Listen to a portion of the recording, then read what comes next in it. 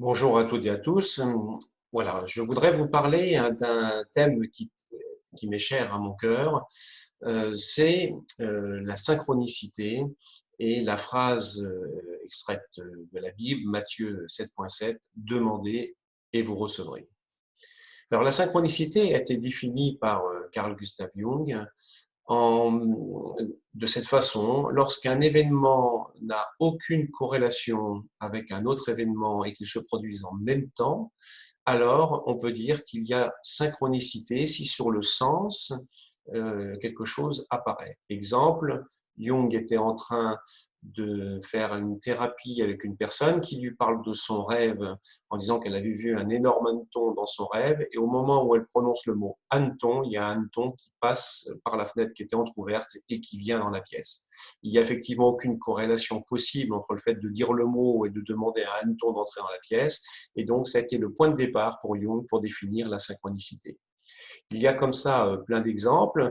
Alors, il est vrai que par exemple, quand vous pensez à quelqu'un et que le téléphone sonne et que cette personne-là vous appelle, ce n'est pas forcément une synchronicité parce que, étant donné que vous avez une corrélation avec cette personne, vous la connaissez, il est possible que vous ressentiez son énergie à distance et que par conséquent, je dirais, ce phénomène ne soit pas vraiment une synchronicité. Ça y ressemble, mais c'est pas tout à fait ça. La synchronicité, c'est plus si vous vous dites à un moment donné, ah ben je pense à une couleur rouge, et qu'au moment où vous dites ça, il y a une voiture rouge qui passe devant vous, ou une personne avec une robe rouge qui passe devant vous.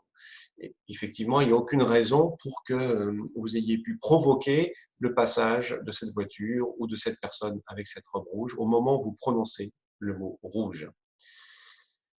Voilà, donc la synchronicité, vous allez le voir dans votre vie. En fait, la vie vous fait des petits clins d'œil sans arrêt.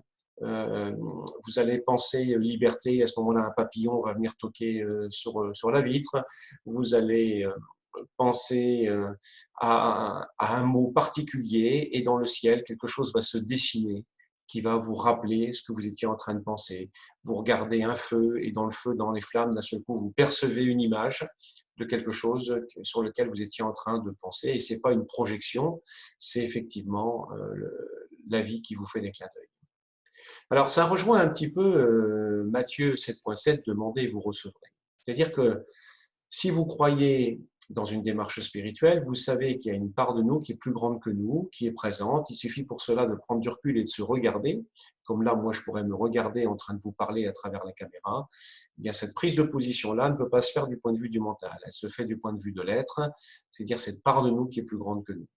Si nous posons notre intention, lorsqu'on dit demander, vous recevrez, il faut demander au niveau de l'être, au niveau de l'être de lumière, au niveau de l'être de sagesse.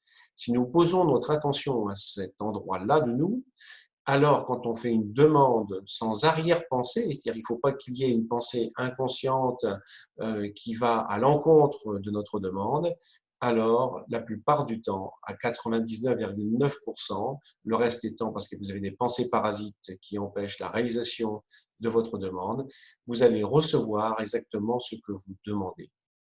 C'est comme ça que moi, j'utilise la synchronicité et la demande vis-à-vis de la vie. Lorsque j'ai un doute sur quelque chose, lorsque je sens que j'aurais besoin d'un encouragement, je demande à la vie de m'envoyer un signe. Et donc, en fait, c'est relativement simple. Il faut tout d'abord remercier pour ce qui va advenir, rendre grâce de ce qui n'est pas encore là, et ensuite vous posez votre intention en ouvrant votre cœur et en vous reliant à la partie plus grande que vous. Et à ce moment, vous dites, voilà, j'aimerais avoir un signe pour valider ou pour me conforter ou pour m'encourager, peu importe la raison. Et derrière ça, remercier encore pour ce qui va advenir. Et je peux vous assurer que grâce à cela, vous allez avoir des événements qui vont se mettre en place.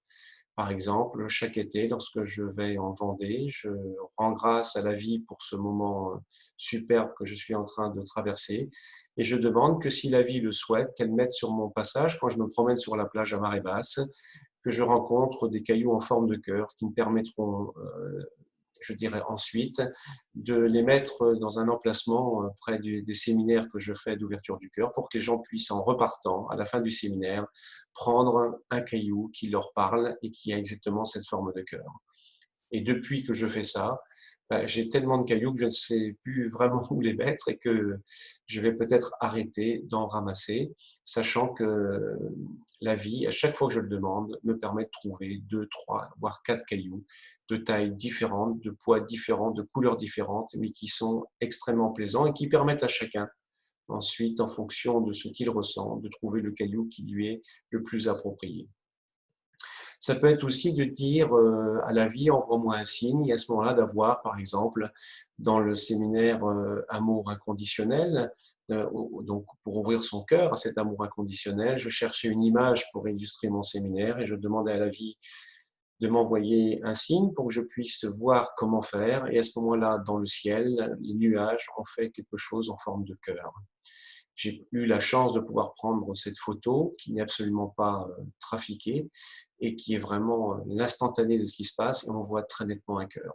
Pour moi, ça c'est à la fois demander et vous recevrez, plus la synchronicité qui se met en place, c'est-à-dire que la vie nous met face à des messages courts qui nous permettent de dire, voilà, tu n'as pas d'ambiguïté dans ta demande, donc nous allons faire en sorte que tu y aies un retour. Essayez, vous verrez, ça n'engage à rien. Je ne vous dis pas qu'il faut absolument croire dans ce que je viens de vous dire, simplement de tester et de remarquer ces petites synchronicités qui, tout au long de votre vie quotidienne, lorsque vous les percevrez, vous donneront un petit peu de baume au cœur en disant « Tiens, la vie me fait un clin d'œil ». Voilà, je vous souhaite une excellente journée. À bientôt. Au revoir.